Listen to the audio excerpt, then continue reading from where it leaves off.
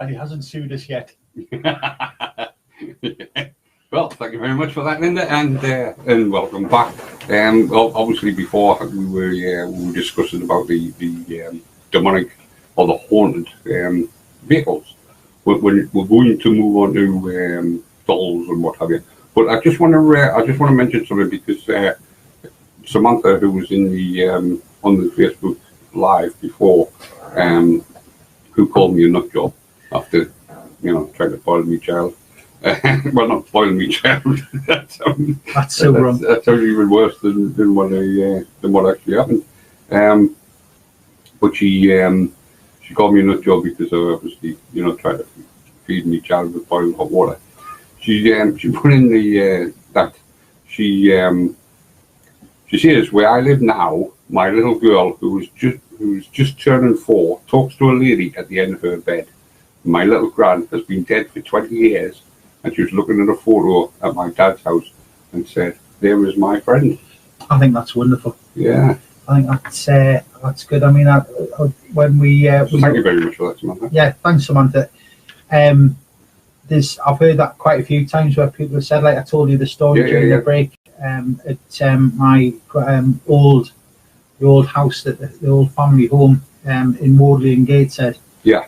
That my granddad used to pop in and say good night to my Auntie Helen.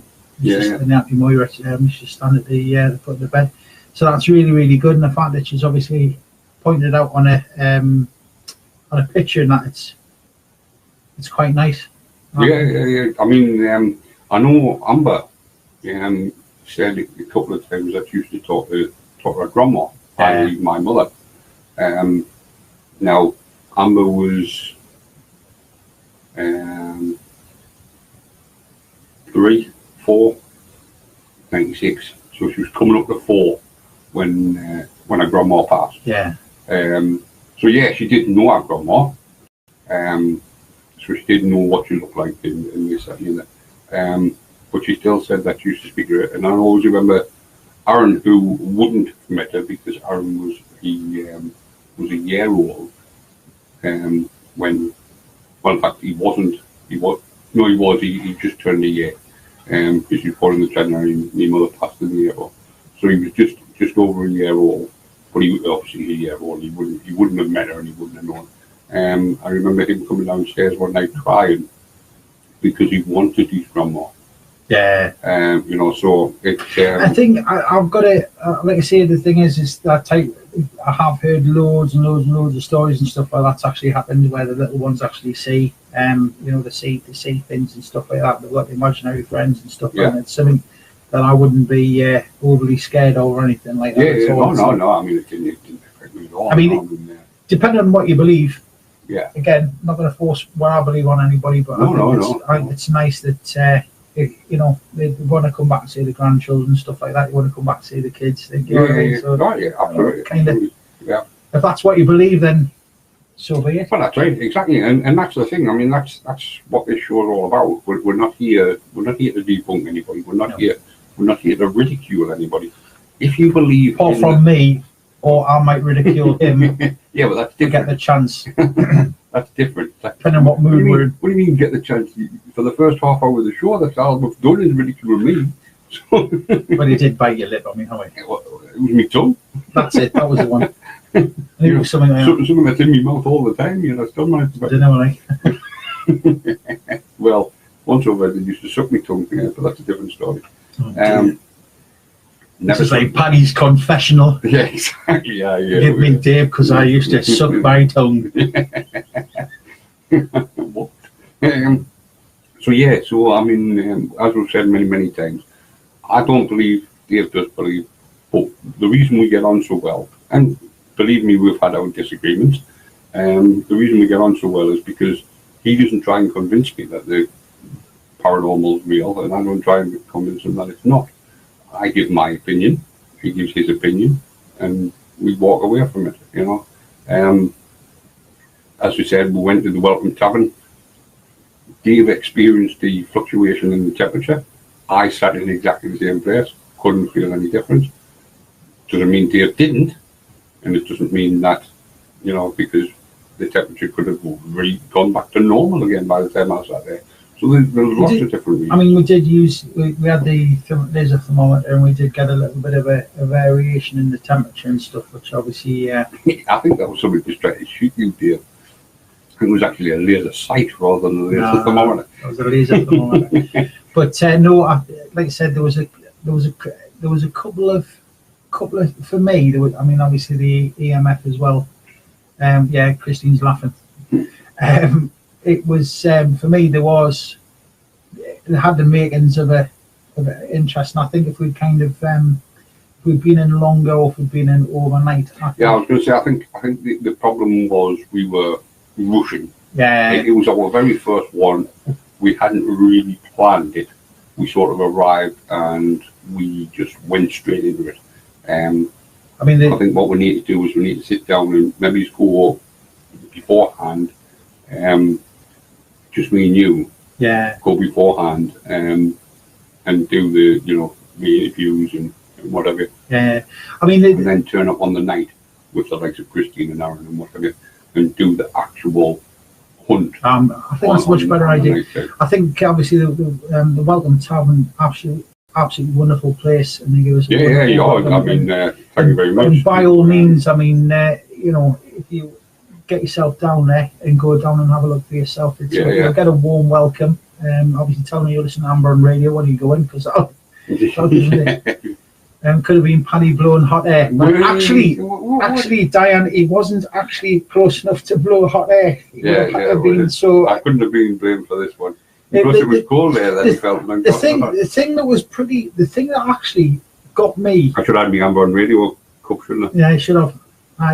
Samantha's back in the. I don't know if you heard, Samantha, but we just I did mention your story that you posted on the Facebook, because I didn't actually see it until I rechecked the Facebook. But I did read it out about the how your daughter has a friend who comes to the bottom of the bed, and later on she saw a photo in your dad's house, and said that was our friend who was your gran who passed 20 years ago. So thank you very much for that, Samantha. Yeah, it's like I said, it's one of those things that we hear quite a lot of, and it's nothing to worry about. Yeah. And in answer to the other question that you posted, no, I'm not a believer. Definitely not. Well, I had a lovely visit from Alan the other night. Yeah. I even snuggled into him and felt his head tickle my nose. Excellent. Now you see that one there for Christine again.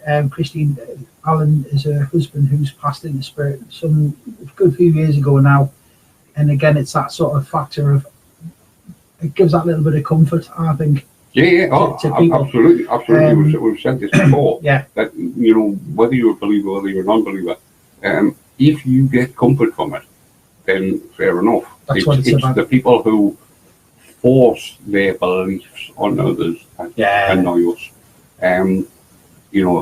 I've had people turn around me and say, no, ghosts do exist, and I'll prove it to you. And they've never been able to prove it to me. Because they want to try and prove it to me. Whereas somebody like Christine, Dave, people like that, tell me stories, and, there may be explanation for it, there may not. But it's their stories, and it's what they feel comfortable with. And I haven't got a problem with that at all. If Christine believes that Alan came to her and snuggled in with her, and she felt his hair tickle her nose, tell him to get a haircut first of all. But if that made you feel comfort, then all. I think, like I said, it's down to sort of individual belief and what you actually believe in and stuff. And like I said, is absolutely, and it's a self journey. Was it Barnum who said, "Believe in what you want, but don't try and force your beliefs on others"? Yeah. P.T. Barnum, the guy who was well known for having weird and wonderful collections of stuff, and was well known at falsifying stuff, sticking lizard tails onto stitching lizard tails onto monkeys and wings and bat wings onto monkeys and stuff like that. Like I said, it's the thing that's key. I think from my point of view is it's an individual journey, and I could never imagine what it's like to walk in somebody else's shoes. Yeah, absolutely. So, absolutely. The thing is, I mean, I walked into the Welcome Tavern, and I have got a very open mind. Yes, I'm a non-believer, but I have got an open mind. I didn't walk in there going, I'm not going to say anything. I walked in there probably with the opposite, with the hope that I would say something. Because I do. I've often said that although I don't believe, I would like to, it's the one thing that I would like to be proven wrong in. Because I think I would like to think there's some, because my biggest fear is dying. And, you know, I'm not ashamed to say my biggest fear in life is ending it. You know, and it's how it's going to end. It's the what happens when you die. That's the bit that gets me. It depends. It does genuinely depend on how you actually look at it, right? And Samantha says, I think you can't believe till it happens to yourself. Yes, you've got to have your own proof, Samantha. I mean, like I said, that my journey has been completely different to Paddy's journey. Yeah. The things that I've witnessed, the things, and obviously there's a lot of them over the duration of this show that I'm going to talk to you about and tell you what happened to me. What? Well, on my journey. Danny's joining us. Hello, Danny. Hello, Danny. But no, we're going to talk. I want to talk about it, and I want to discuss it through and things like that. Now, again, this is my personal journey. This has happened to me.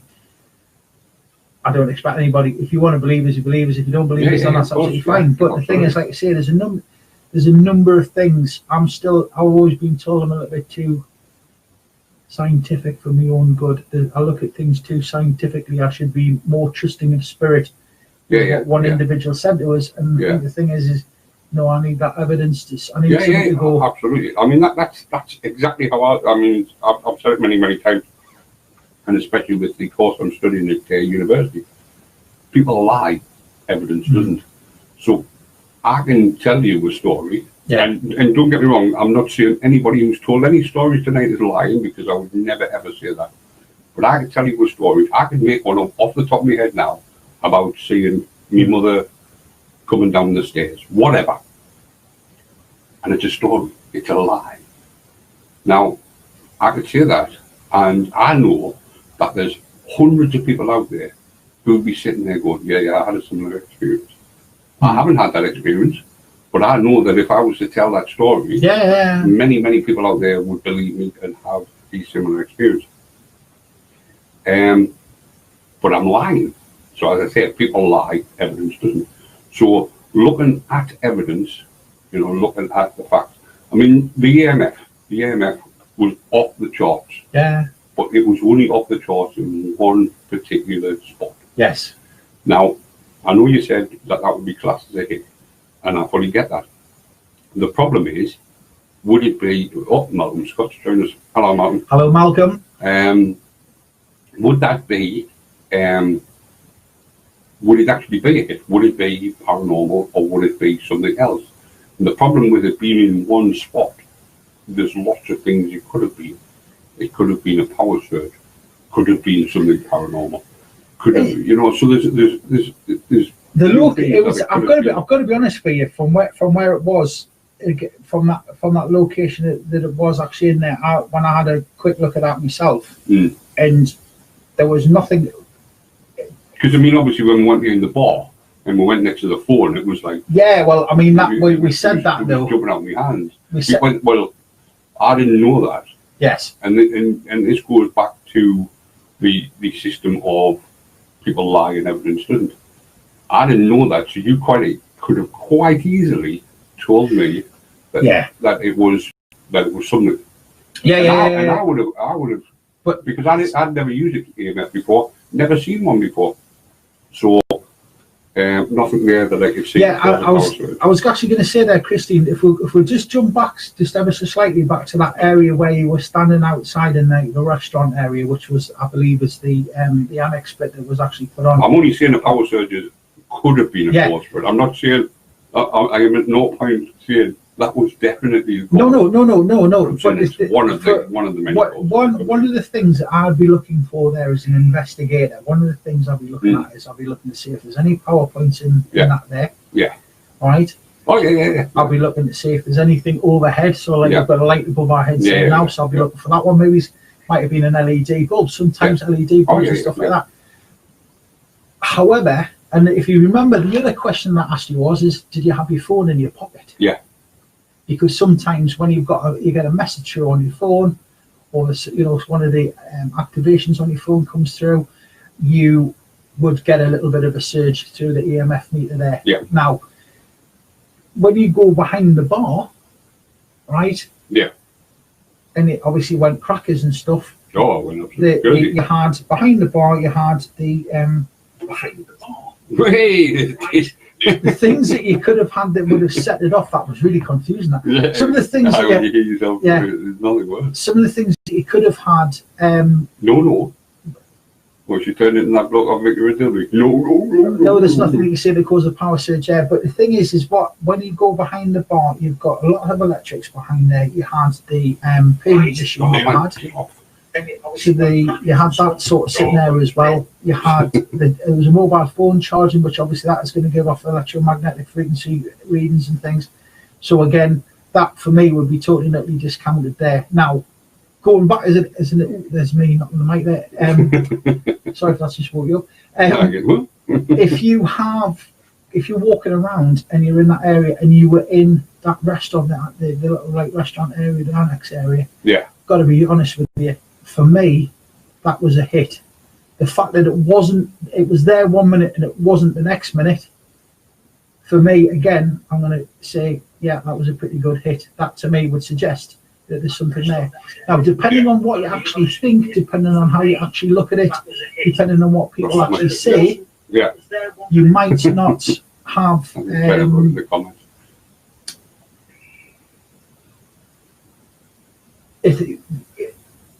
I'm trying to think which is really the best way to put it.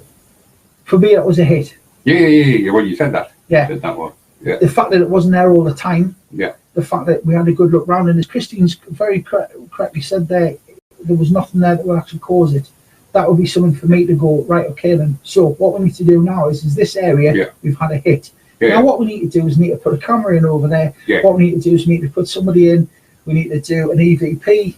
Put the thing, and maybe, I mean, God bless her, Christine is our lone vigil expert, shall we call her that?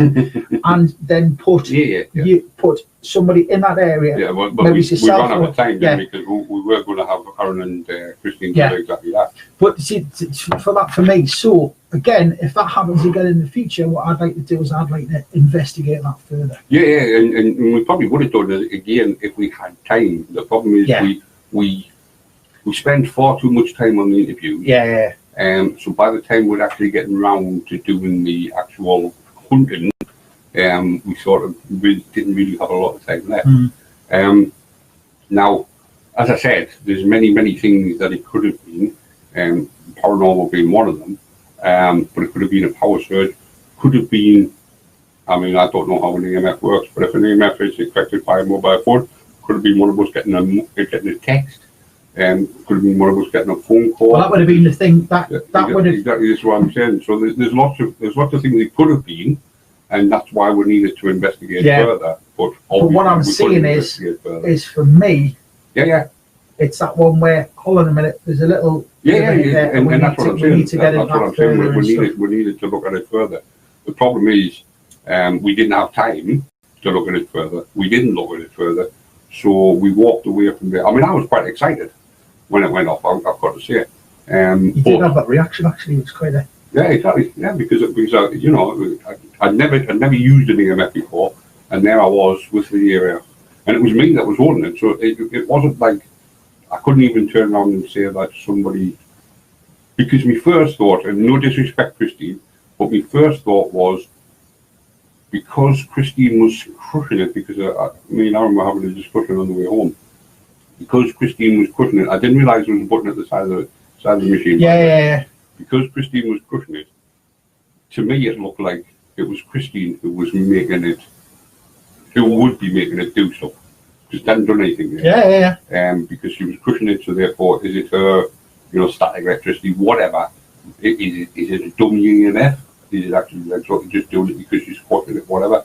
So obviously all these things I'm looking at because of the fact that I'm looking at the evidence. I'm not looking at it in you know, I was looking at well, we just don't have the phones with us is probably the best answer.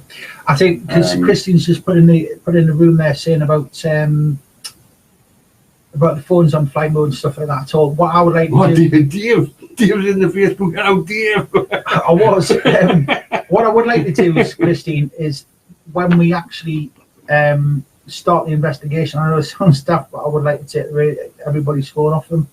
Yeah, absolutely. Anything, if we're doing any, I know it sounds daft, but if we're going to sort of do like a more scientific approach about this is why I was saying earlier on about me and you going first. Yeah.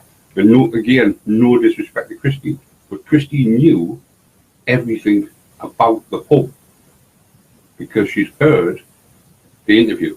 Yeah. So she's heard about the woman in the toilet. She's heard about the boy running between the stairs and the toilet. She's heard about the boy in the toilet. So when was it the woman in the toilet, which the woman in the ladies' toilet? Yeah, that's right. Yeah, the one who's sitting on the loo. And the little boy. We've got Stephen listening as well.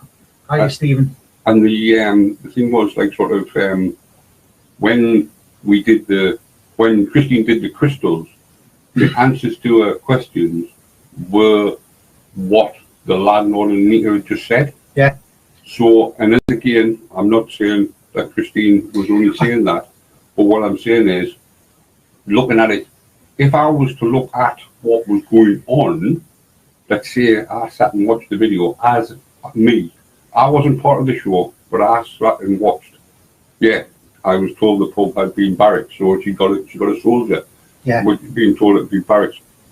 And so looking at it, I would go down the route of, and I'm going to say the program, I would go down the route of most haunted. Yeah. In the fact that I would look at it and think, yeah, they're doing that for entertainment. Yeah, that's fair enough. And that's not what we want. What we want, which is the reason why I don't like the crystals, because there's so much implication.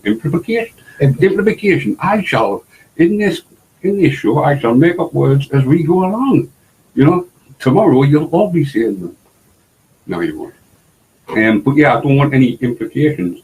I don't want somebody to go, oh, that paranormal experience from Amber Radio. I watched one of their ghost ones, and you can see what was going on. Yeah, because I think it's a very, very difficult one. I think personally, it's a very, very difficult one. I think the thing is, it's been a major learning experience for us. And absolutely. Again, I mean, you know, again, I'm going to say this: Welton Tavern was absolutely fantastic place.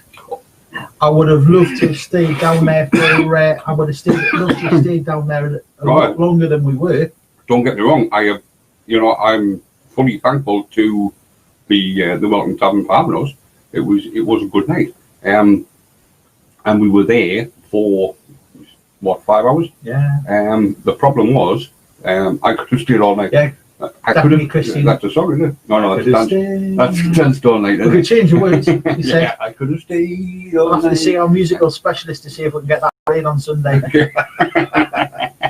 Yeah, exactly. Yeah. But no, I think going forward, I think we're going to have to be a little bit more scientific. Well, I've been in touch with the Black Bush. You've been.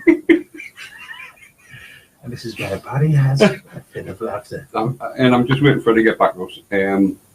Because Aaron thoroughly enjoyed it. I mean, when I went outside for a cigarette, when we were at the Welton Tavern, and Newslot was still inside, and I went outside for a cigarette, Aaron came out with me. And he said he was loving it. Yeah. Even though nothing had happened, you know, and this, and he was just loving like being there and you know, doing it.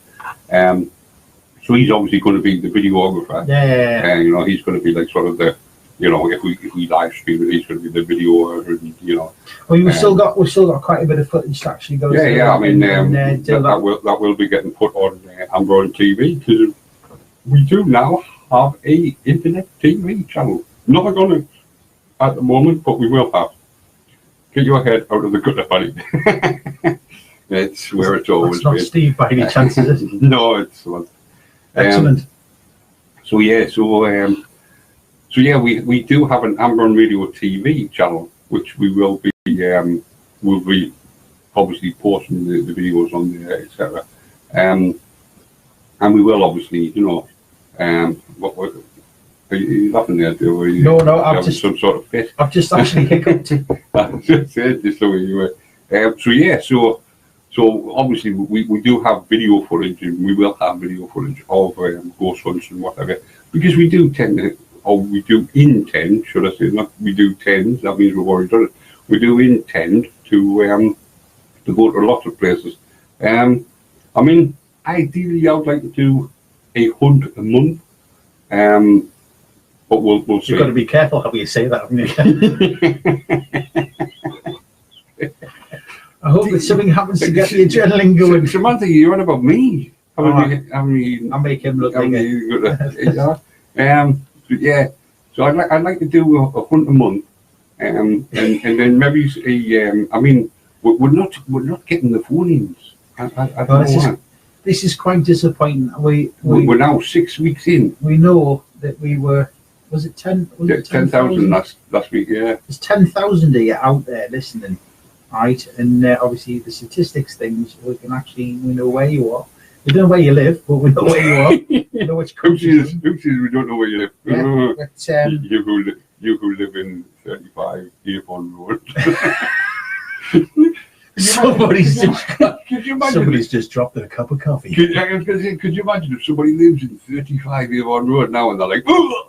Okay, I'm just getting a message through there from Stephen. I'm just getting a message through. Is there anybody there?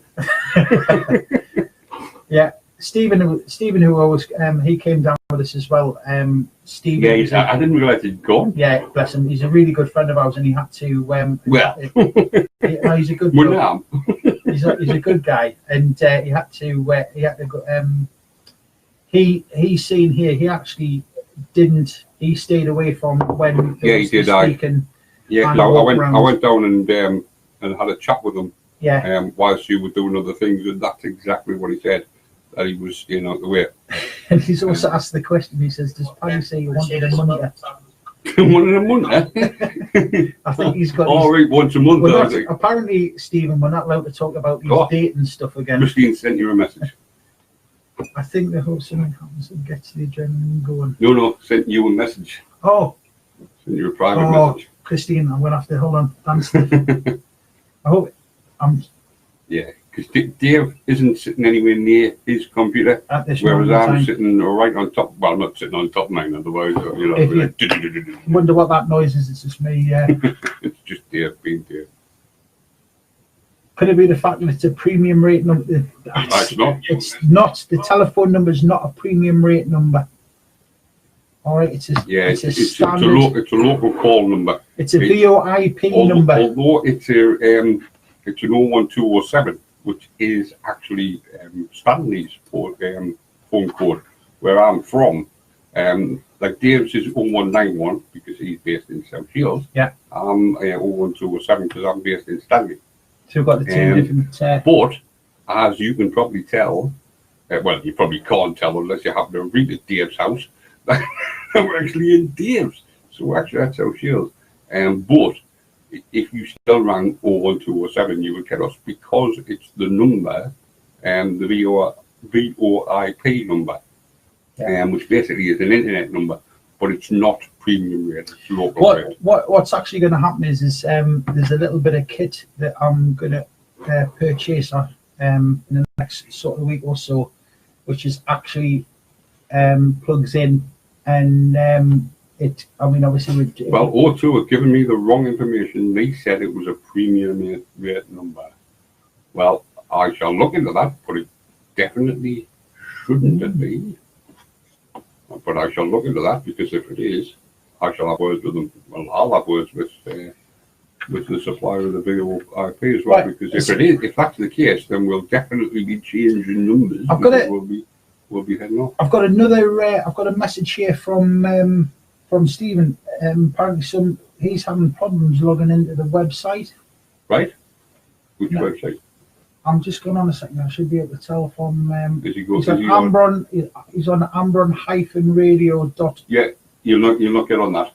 Right. That no longer. I'll tell you what I'm going to do, Stephen. If you stand by, I'm going to message you back with You want to either go on amberonradio.co.uk or amberonradio.com.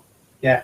That's but amberon-radio.com was attached to a website that I no longer subscribe to, so therefore I have to wait until the 13th of November. What's the date?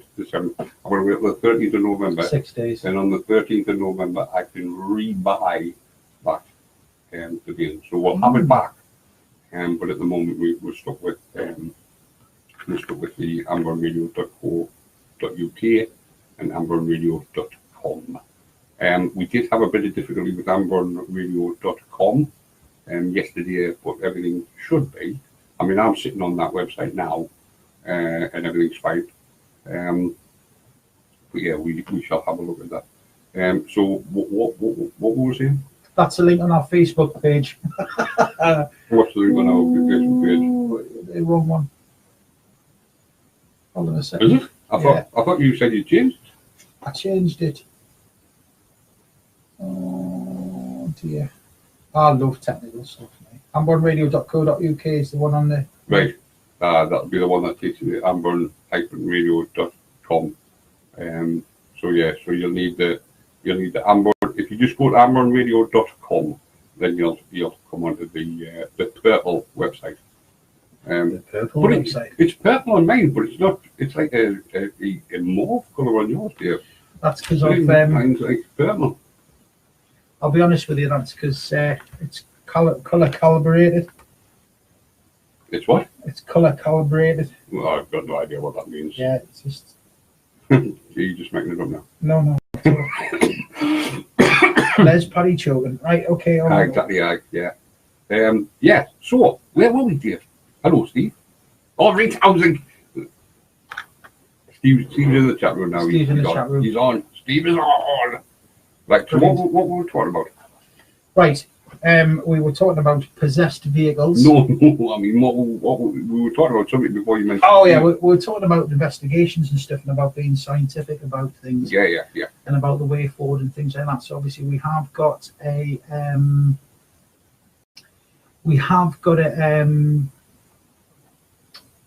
obviously another investigation coming up shortly. So fingers crossed we'll get across there, and we've learned quite a bit. Learned quite a lot from the last one. I think going forward again, it will be sort of take the scientific approach, but we're not going to go down that road. It's not a fact that we're going to be going the most haunted route. Well, definitely not. It's going to be. We genuine. What we want to do, guys, is we want, and this is the thing that we want. That we know that there's loads out there that's listening. Obviously, we'll check about the phone lines and things like that. But what we need to do, or what we want to do, is we want to get as many people involved. We want you, like I said, we want to make this a paranormal hub for people. So if you're going to ring in and tell us what you're up to, if you're going on investigations or anything like that at all, if you've got, like an investigation team or something like that you're up to, if you want to invite us along to tag along with you guys. Yeah. Absolutely. If can you flower you? All right, these times just. Yeah, if you just have your. If you want to, obviously, I don't know, tell everybody what you do and tell us about your investigations, things like that. We do want you all, that's what we're looking for. Yeah. We genuinely are looking for that. Oh, yeah, definitely. Yeah, we, not bad, coughing and barking like a dog. So, all right, so yeah, I'm reading this conversation. Sorry, he's... Steve and Christine, gentlemen. Yeah, there's a full-on conversation going on in the chat room. Of course, get yourself across to amberonradio.com. Oh, what am I not doing in the chat room? Get yourself in the chat room. Get back in the chat room. What I've actually done is if you are on the Facebook page now, what I'm going to get you to do is if you just want to check it for us there, I'm going to get you out because I've just info at Amberon Radio. We'll need to change the.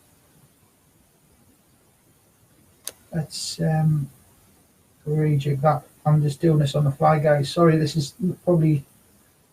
There we go. Yeah, the link is now working. What? From the Facebook page, the one that we've just been trying to sort out.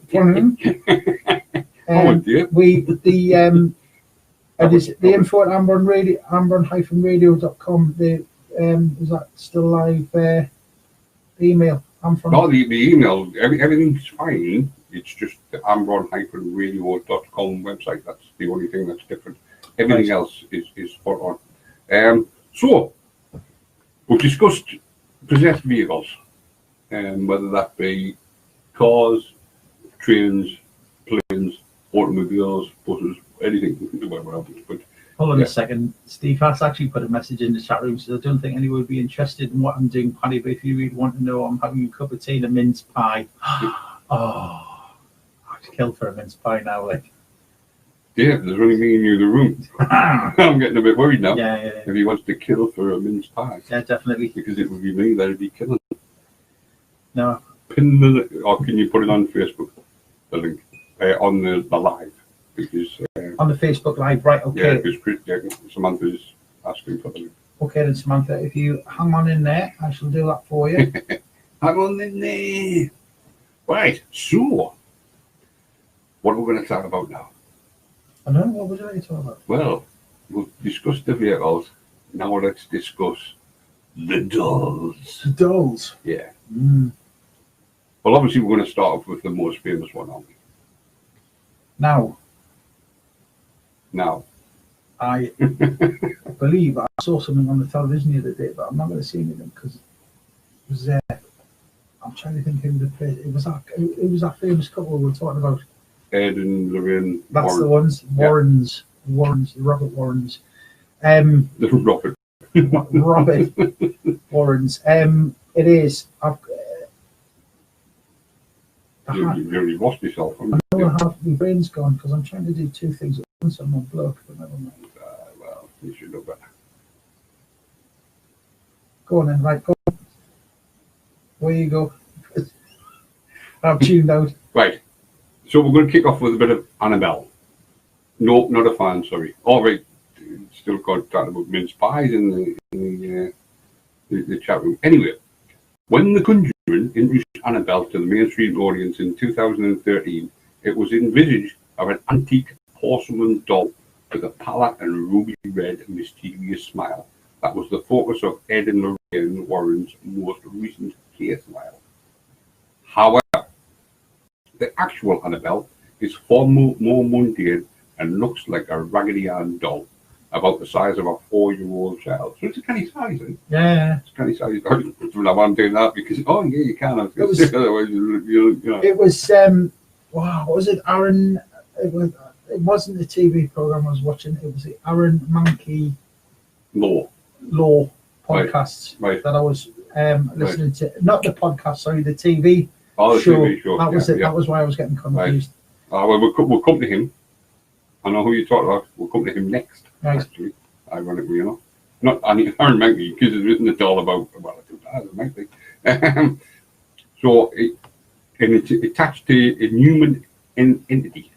Before she made her big screen debut, Annabelle was introduced in Gerard Brittle's 1980 book, The Demologist, The Extraordinary Career of Ed and Lorraine Warren. The Warrens' account of Annabelle has it that in 1970, a mother purchased the Raggedy Ann doll from a hobby store as a birthday gift to her adult daughter, Donna Jennings. Jennings, a nurse, lived with a fellow nurse, I.G. Stapleton. Stapleton's fiancé, Louis Carlo, was also a frequent visitor to their modern apartment.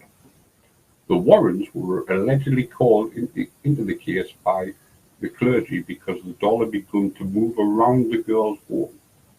At first, Jennings said the doll's position would change while she was away at work, or would appear to be standing or kneeling on its own. Stapleton said the doll would change rooms whilst they were gone, and then handwritten notes in parchment began to appear, with writing that looked like a child saying, "Help us" or "Help them." The trio told the paranormal investigators they didn't own a pencil and didn't have parchment around. Mm-hmm. One night they discovered blood on the doll's hand and chest, and even weirdly, a piece of chocolate seemed to appear. Right. The name Annabelle Higgins was introduced by a medium, the nurse's consultant. The medium claimed Annabelle was the spirit of a 7-year-old girl who lived in happier times when the apart were still heroes. The girl only wanted love and requested permission to stay with the women at the end of the door, which they granted, much to Ed Warren's dismay. I had a dress when I was little that had the same dolls on the skirt. Someone gave a doll a mince pie, made 0. Yeah, Steve's in the chat room.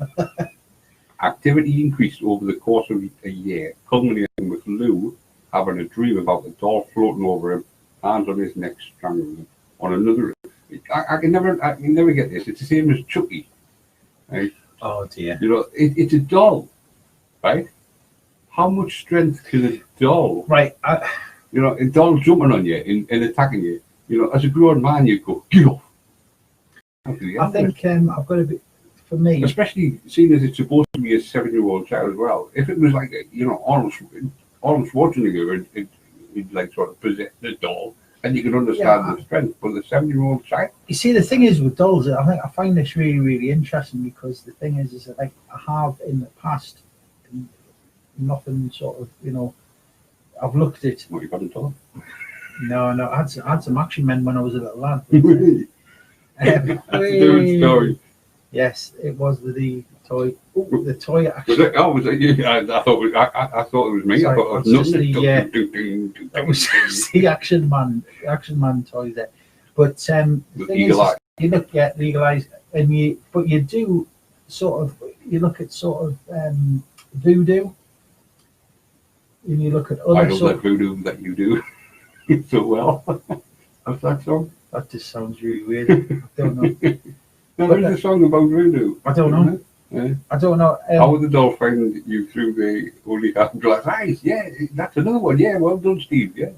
How would he? But you see, this is the thing, though. But you see, they're going on about having like the voodoo dolls and things like that when you sort of taking, bits of hair. My ex-wife has one of me. Yeah, stuff like that. That type of stuff. I mean, I don't know that much about voodoo. Yeah. But I do know that the people that I've spoke to are absolutely adamant that it's just there and it's something you don't want to mess with. Yeah. It can be used for good, it can be used for bad. Yeah. But just speaking about your voodoo, is voodoo not the same as Romanian magic, like gypsy magic? And I shouldn't really call them gypsies because gypsies is a derogatory person. But Romanians, or the Romanian Romany travellers. Yeah. Romany travellers, yeah. Because what they state is, how it's a fact that they curse you, whereas they don't even believe in the curse. It actually is a curse. What they do is they say to you to put the fear in you that you think it's going to happen. It's not. They don't believe that they curse you. They believe that if I was to say to you, your hair's going to fall out, then you actually believe that your hair. So you panic. But it's a power of suggestion, isn't it? Exactly. It's a power of suggestion. And that's from their community themselves. It's not somebody who's actually said it. That's the doll. The doll. Diane's just put a post in the chat room there, and that's the raggedy. And now that's Lorraine Warren. Lorraine Warren's holding her there. But that's the two of them there. Yeah. In the glass cage, because in that, I think the note underneath here something like "Do not touch" or something. Because it's locked away in the cage, and the whole thing is it's locked away. I mean, for me, I don't like to say the thing is things getting possessed, and I don't know. It's not really. Travellers, buddy. That's what. Travellers. But Adam Gray is with us now. Adam. Yes, Adam, do us a favour, mate. Orders ham and pineapple pizza. He'll understand that. Yeah, I saw that on Facebook as well. Yeah. We had the great ham and pineapple debate, which will probably take us off on another tangent. Ham and pineapple debate. Ham and pineapple pizza debate on Facebook. Right. People have got this massive thing about ham and pineapple. And I think it's great. Right. What, like the Hawaiian? Hawaiian pizza, yes. Hawaiian pizza, yeah. Well, if it's good enough for Hawaiians, it's good enough for me. I don't mind a bit of pineapple, but I prefer a chicken Kia pizza. But here we are again. This is what happens every time somebody mentions something. We hear about the paranormal. Christine said it doesn't go together. Don't know Don't whether know. they're all looking creepy, but But her on the right pic looks like she doesn't leave the door. Yeah, but that's Lorraine. That's Lorraine Warren. That's Ed and Lorraine, and these two famous paranormal investigators. it's one of them where you look at them and you think to yourself, yeah, done a lot of the Hollywood conversion. Yeah, I was going to say the reason that the paranormal investigators is because they're not going to get a job anywhere else. I'd like to see. I genuinely. Well, definitely not now. Yeah, I would genuinely like to see. Like to see their bank accounts. Put it that way. See how much money they've got in the bank. But never mind. I don't even know if they've got any children, have they? The Warren children. The Warren children. That was just so wrong. Oh dear. Because I mean, at the end of the day, what Pineapple doesn't belong in a fruit salad. pineapple doesn't belong in a fruit salad. That's What? Anyway, where were we? Oh, So, Christine yes. says she's got a daughter, she thinks. But Who's got a daughter? the Warrens. Christine's got a daughter, she thinks. Surely Christine knows if she's got a daughter or not. No, she's got a son now. Hold on a second. I know she's got a son because her son was watching for us. He was doing the proper Norman Bates from the Zygo. He was watching the Ma, the here for you, Ma. That sounded more like Nick Cotton, innit? Ma. Right, Ma. Well, he's just gone off on a total tangent now. So anyway, What was the Warren's first name again? Ed and Lorraine. Ed. Go on, keep going. Right. So anyway, this doll's obviously, trying to strangle this little bloke. And on another occasion, he heard sounds in Donna's room. I can't read this. This is where Paddy's now flipped out. Go on. He heard sounds coming from Donna's room and went to investigate and found the doll on the floor while something attacked him from behind. Oh dear. It was probably Donna going, "Get out of my flaming room!" God. Oh dear. He heard noises coming from Donna's room. She's a nurse who was obviously, by herself. So we'll leave the rest to the imagination. So anyway, but it left 7 bloody claw marks, Oh. which they said was a symbolic mark of the beast. Funny, you wouldn't have lasted long on Jack and Ori. Oh dear. Well, it depends on the story I was telling you. I'm just having a look here now at the Warrens there. Lorraine Warren died earlier this year. Yeah, I was going to say, She was 92. Ed died 90s, didn't he? He died a while ago, 20 years ago or something. Yeah. When he came back. August the 23rd, Real. 2006, and he was 79 when he passed away. 2006. She was 90 or something, wasn't He was 92, she? Yeah. and it's just saying there they investigated over 10,000 cases. Yeah. Warrens were among the very Yeah, first. 9,999 of them were invited to. Well, the Warrens were amongst the very first investigators of the controversial Amityville haunting. Did the doll eventually get her?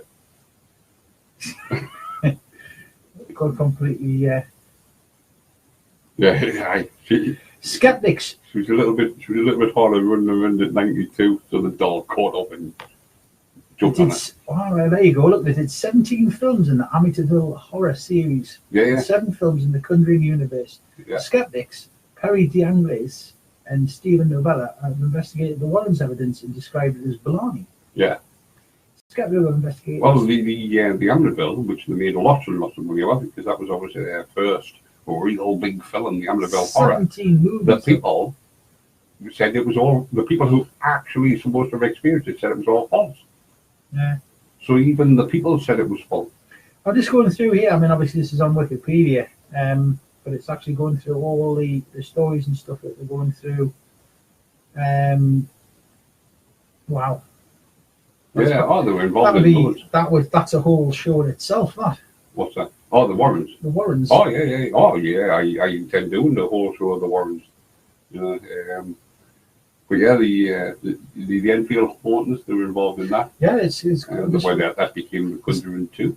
Annabelle. There's the Perron family. Yeah, the 1971. Perron family was... Amityville, Enfield Poltergeist, Demons, Snedker House. Right.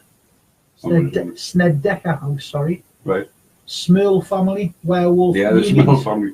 Somebody posted something on Facebook about the Smurl family, and when I first looked, because it's SMURL, when I first looked, I was like, the Smurf family? Yeah. Pennsylvania residents Jack and Janet Smurl reported their homes disturbed by numerous... It's good. That's a good name, that, isn't it? Smurl. Numerous supernatural phenomena, including sound, smells, and apparitions. There you go. That is definitely... Of course, that was turned into a film and a book called The Haunted. Yeah. There we go. Other activities there I go into this. Well, that was one of the things that the Warrens did, was if you had a haunting or a possession or something, you would mention this. They would then turn up and go, I'll investigate it for you for free. But however, you must sign this document. That you will allow us to make a story out of it. Right, so she had an Warren's Occult Museum in the back of a house in Monroe, Connecticut. Their daughter is that Jodie Small People. Judy, yeah. Is that Jodie Small People? What's that? You're laughing about dolls. My great aunt had a Hoover cover, which was a cow in the... What? You're laughing about dolls. My great aunt had a Hoover cover, which was a cow. Well, it's a vacuum cover, not a Hoover cover, which was a cow in a dress. I opened her bedroom door, and there it was. Well, that was it. I kicked the crap out of the Hoover, so these dolls have a lot of it. Stephen, I knew you were special, but yeah. Wow. Okay then. This is that Jodie Small People. Oh, Smurl. I've got it now. Just Smurl. The Smurls? They were just Smurl. They weren't very tall. They were just Smurl. A lot of them. No, like I said, that is going to be that's a definite whole show in itself. Oh yeah. Oh no. I was leaving them till later. Yeah. Much later, like 20 years later. No, I was leaving them until later. So the Warrens said they determined an inhuman spirit was so this medium, who obviously, as mediums we've already discussed in another show, speak to the dead. They go between. So they actually know what's going on, if anybody knows, But the Warrens being the Warrens, came along with, nah, it's an inhuman spirit that was manipulating the doll. Nothing to do with this 7-year-old who was supposed to have possessed it.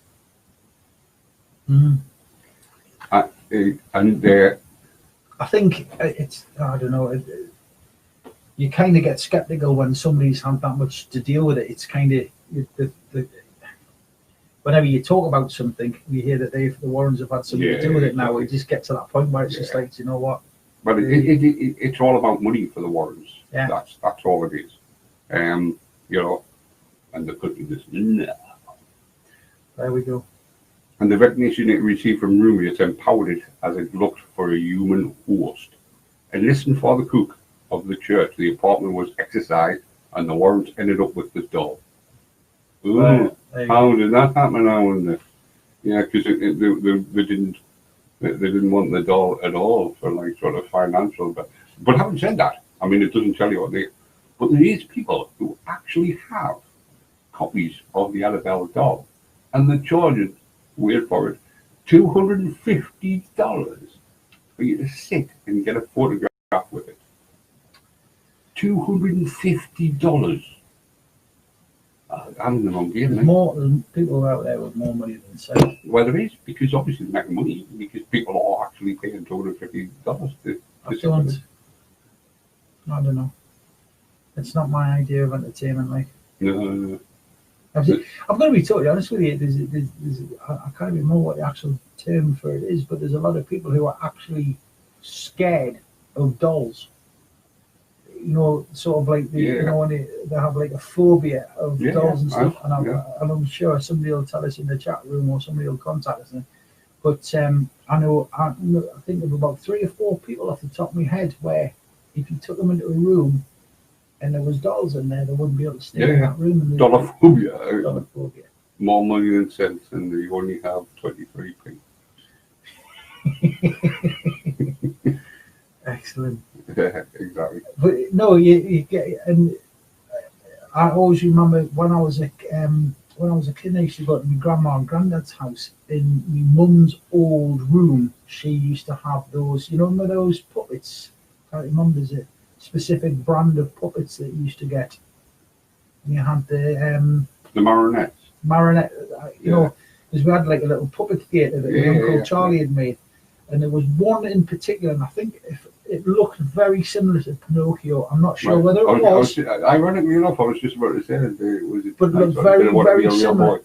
But it was, and it sat there, and it just absolutely, you can get some scary looking dolls. Pelham, that's it. Pelham puppets. Stephen, thank you very much. And it absolutely, I used to sleep in the bed. I always remember it used to be sitting. What? Newsflash, do you have had a bed? I'm talking about when I went to my grandma's house and he used to watch and it used to look as though it was falling as. Yeah, when I used to go to my grandma's house, I've never been to my grandma's house because both my grandmas have passed away before. But I'm sure when other people went to the grandma's house, they slept in the bed as well, do you? I know, but we didn't put them in a drawer. On night time when I was in the bed. Oh dear. Yes.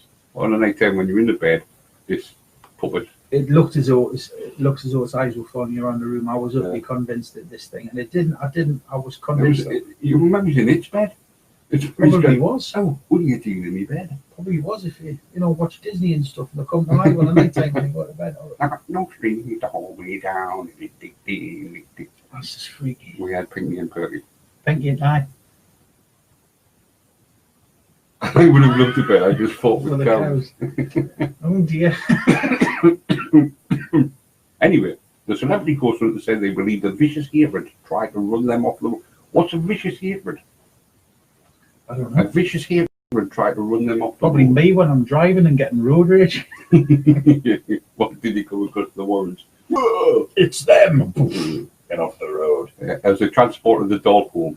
Despite building a special case to contain Annabelle and their occult museum, they claimed a Catholic priest and a Catholic priest's life was endangered and a young man killed on his motorcycle shortly after they challenged the doll. Also, the doll supposedly arrived at the museum with a spectral black cat that would stalk eavesdroppers and dematerialize by the doll's side. Yeah. Because they didn't want people to come to the museum, did they? So let's make up a story. Well, like I said, I'm very sceptical. Anything to do with the Warrens. Currently, the Warrens Occult Museum is closed after Lorraine passed away.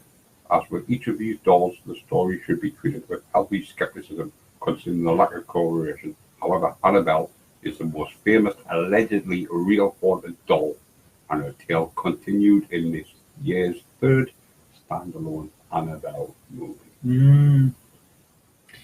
Again, it's yeah. What can I say? Well, it's the Warrens, isn't it? So it's the Warrens. It's a shame because it's all. The thing is, it's the old adage of it defeats the object. Could be real, but the Warrens are involved in it, so therefore it automatically puts people on the back foot. Yeah, it does, and I think that I think that's incredibly sad. That we've actually now got to that point where how many shows are we in now? 6 shows in? 6 shows in now, we've got to the point where we mention the Warrens and it's automatically, okay. Yeah, exactly. And we're both sort of like, very, very cynical about it. And the thing is it's a shame because there might be something in it. Well, that's what I'm saying. The problem is, if there is something, the moment the Warrens are mentioned, because the Warrens embellished lots of things. So they may have come across Annabelle, and she may have been possessed.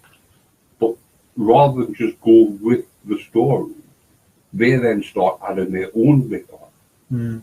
There was nothing special. There were people like me and you who went looking for ghosts.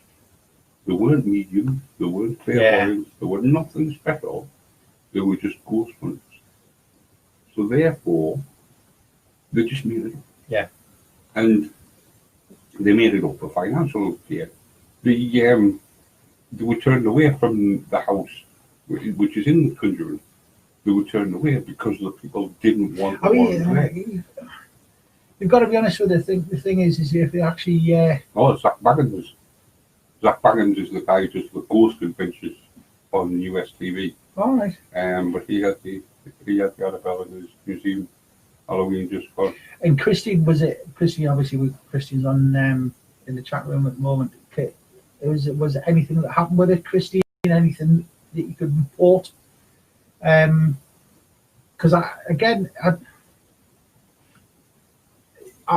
he was told not to touch it, but of course he did. Yeah.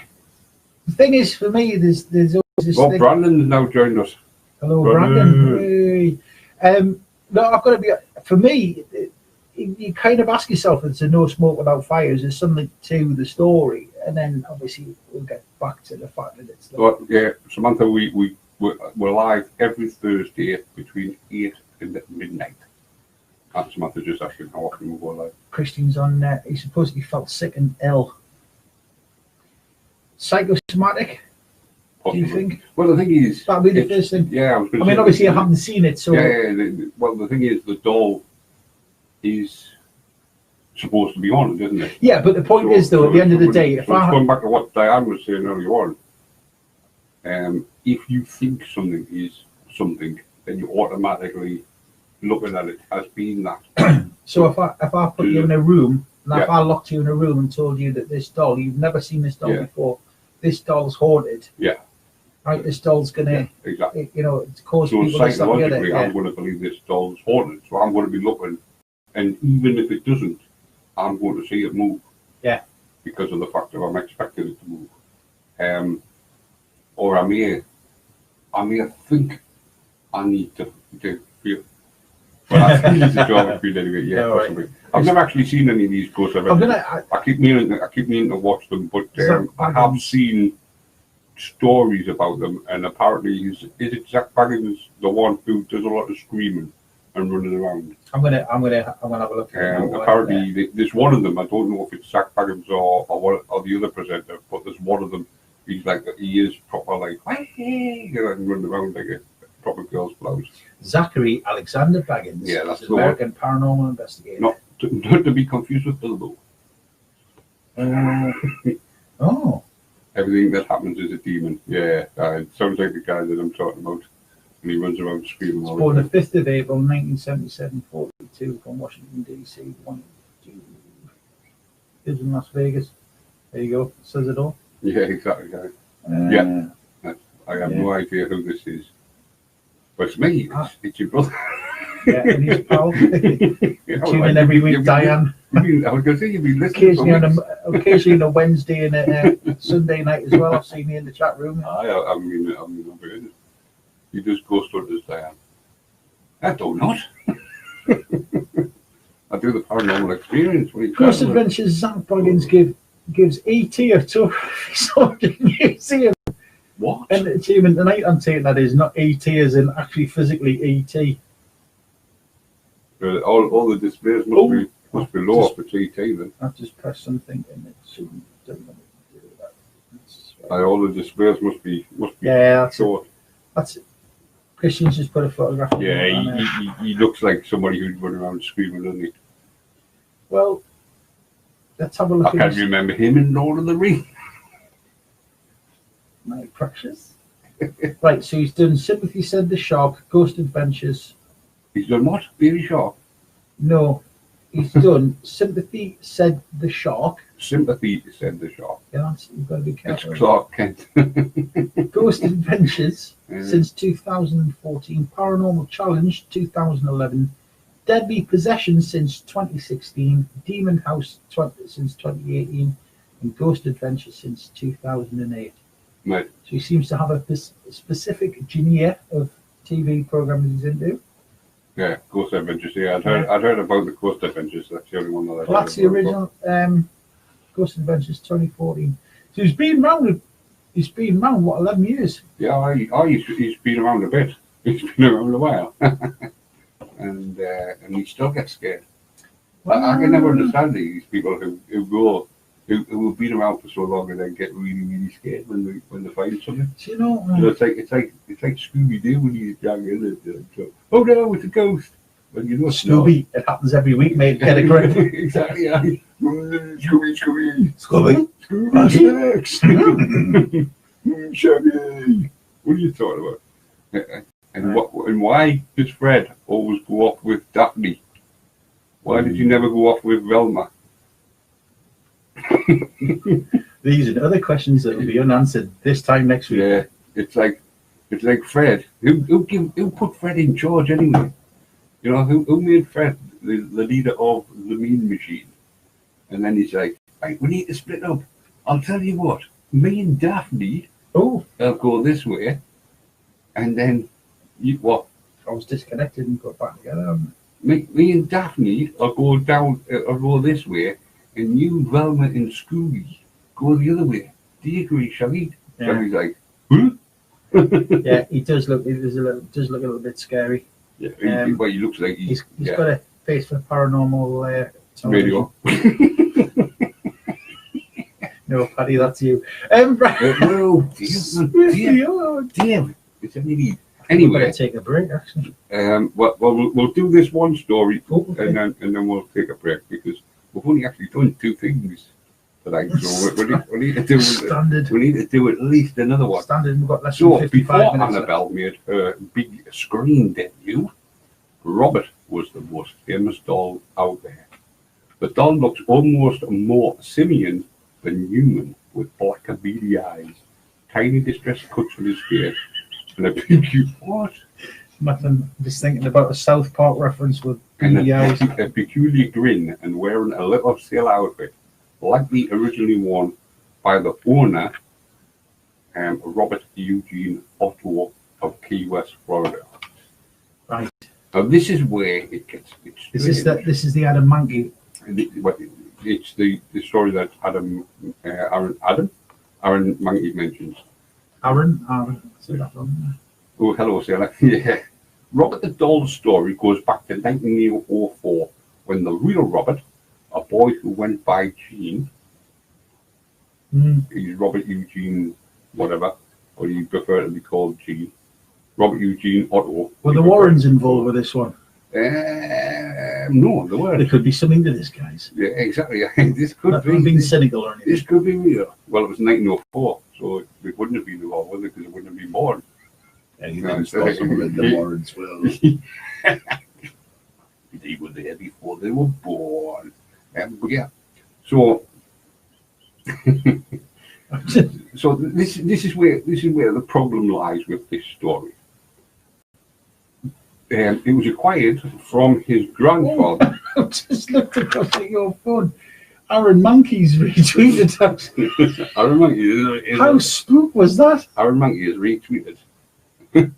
Listen to Paddy McGough on the Paranormal. I'm pretty sure. What the flavour of funeral? Sorry, that's the voice effects. It's alright. Okie right. That's not a doll speaking around, it's dolls.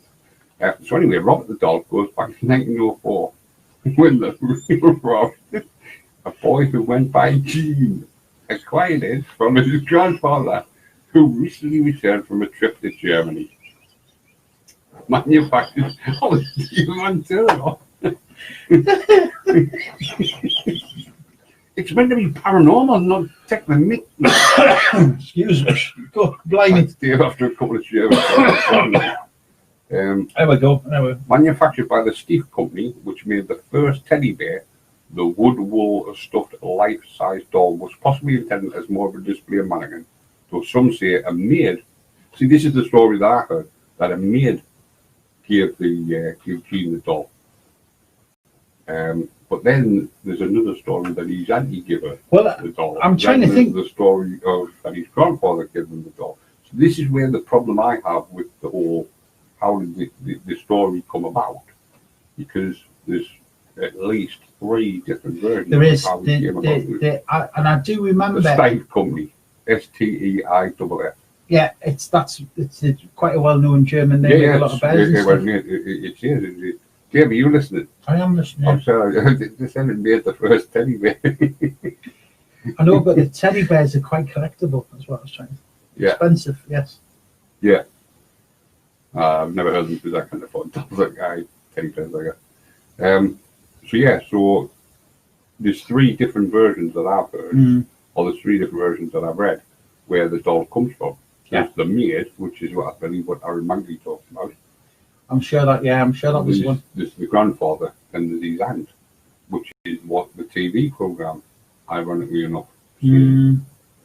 So it's strange that the TV program of Law talks about the anti-government, and it's but the podcast of Law talks about the maid government. Yeah. So even Aaron Mankey has 2 different stories.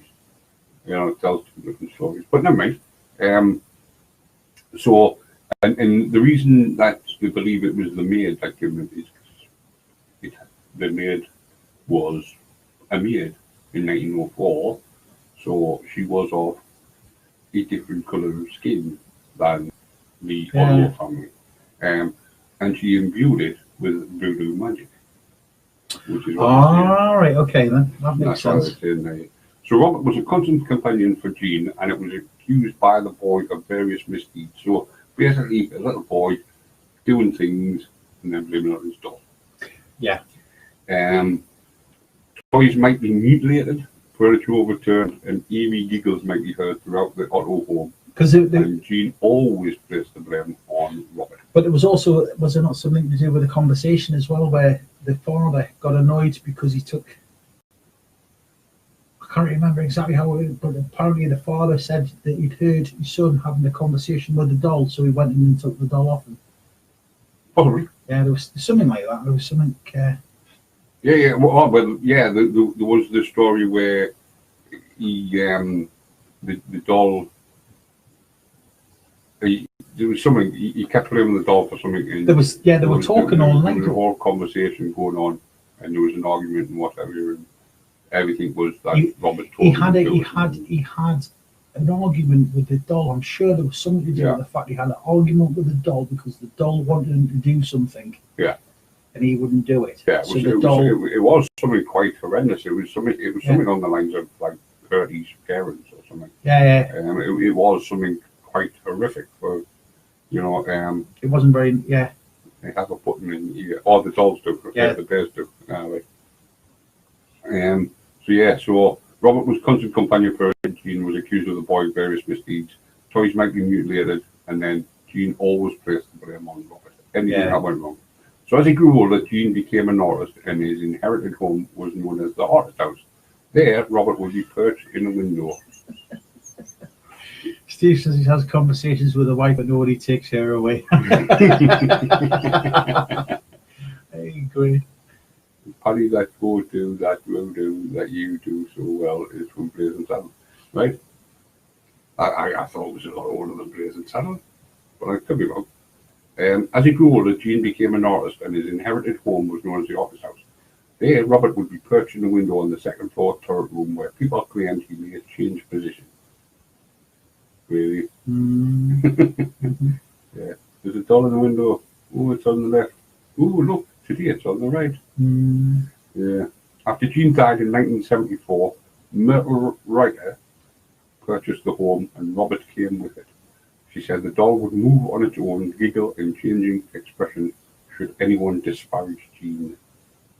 In 1994, the doll was donated to the Far East Martello Museum, the gallery of which was designed by Jean. Even before Robert became an attraction, he began attracting visitors who had heard of him. Kept in a glass display case, Robert lives in the museum still. Yeah. I mean, he's at the museum. No, he lives at the museum because obviously. Still where people claim to be cursed by him, should they insult him. And apparently, you have to ask his permission if you want to have a picture took with him. So you're walking through the museum, oh look, there's the Robert doll, I fancy a picture with him. But then Robert, can I please have a picture with you? There is absolutely nowhere on this planet, I mean, I probably never get to see him anyway, but there's absolutely nowhere on this planet I'm going to stand there going, Robert's gonna have a picture with you, please. It'll either be I take a picture or I don't take a picture. I am not asking a doll, regardless of whether it's finished or not. I am not asking a doll. I do find that amusing. Yeah, exactly. But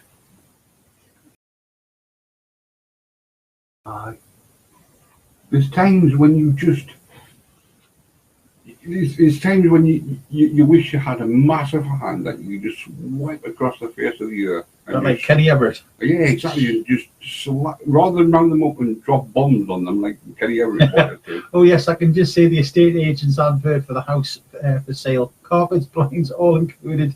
Owner has said you can keep the creepy doll. Yeah, it put me off. But like I say, big hand, slap them, because some people just deserve a slap. The doll is thus a bit of a celebrity, receiving, bear in mind it's a doll, 3 letters a day that range from apologies for bad behaviour towards him to letters asking for advice. All right, okay. Robert is said to be a fan of sweets as well, and some people send candy into it. I'm going to wake up in the middle of the night, and there's going to be a doll sitting up looking at me going, yeah. Think it's funny, do you? Stab me in the face and all that. Christine's put in, I'm thinking these dolls may be hoarded, but I'm not prepared to test them. Yeah, I'm with you on that, Christina. You know what? Yeah, I would. Yeah, I know you would. I wouldn't. I would be like, come on, Robert, have a go. It's like Chucky. If Chucky came to attack me with a knife, I would do the thing that you do with little kids, when they're trying to punch you. And you put the hand on the head, and then they're like, whoa! And I'm just figuring they can't reach you. Would you not just hoof them like a foot? I don't care. It's just the thing is, when you said that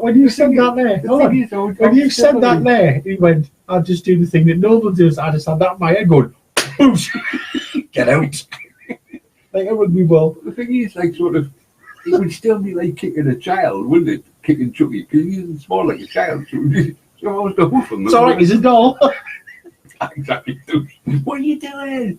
There's a bloke kicking. Scored a conversion, well done. There's a bloke kicking a kid down the street. Yeah. It's true enough waking up at 3 a.m. and seeing that your bedroom door is wide open, but you close it when you went to bed. Yeah, that's the one. That's the one. So he's a fan of sweets, and some people send candy. Interestingly, Robert the doll sits with his own doll, which is a dog with a gaping mouth that resembles the alien. What? And there's a picture of him, Dave. There's a picture of Robert the doll with his dog. Oh dear God. Yeah.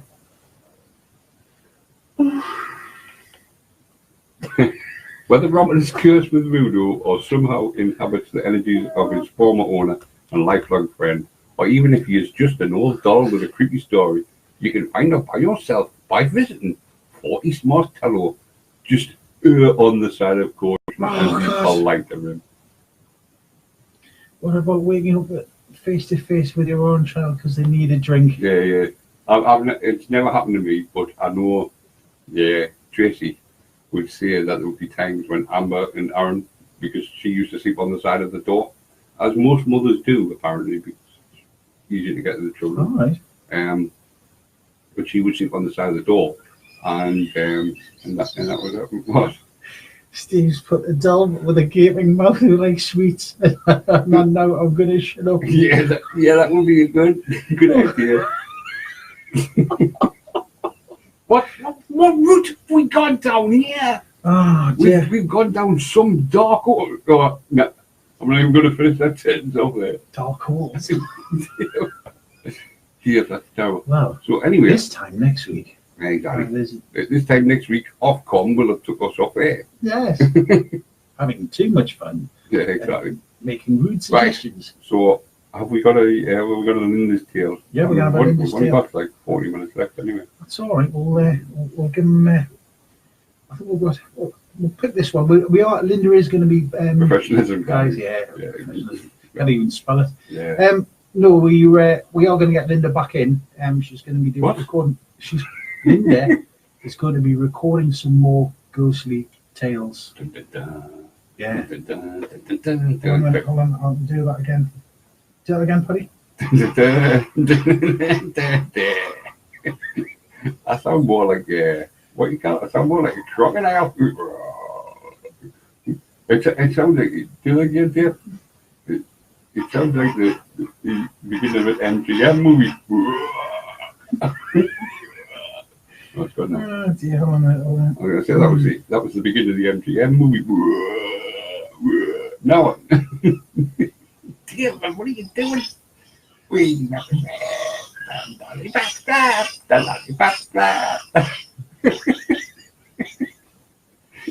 Ah, dear. Right, we're going to have a break now. Once I breathe out all this helium. So we'll see. We'll have you there. We'll have you in Lindy's here and we'll see you shortly. Oh, dear God.